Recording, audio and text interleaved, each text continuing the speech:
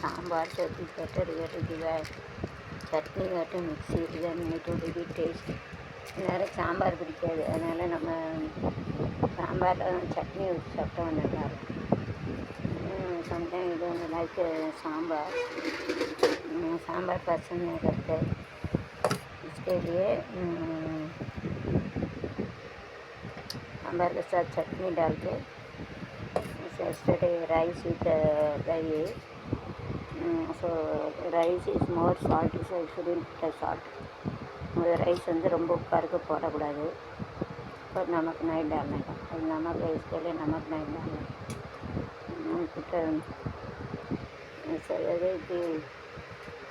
கொஞ்சம் சாப்பிட முடியல, டைனிங் டேபிள் சரி நெசசரி, டைனிங் டேபிள் வந்து உட்காந்து சாப்பிட முடியாது, அது நெசசரி. அது சாப்பிட்டுட்டு சாம்பாரை போட்டு யூட்டன் போட்டு கொஞ்சம் சாம்பார்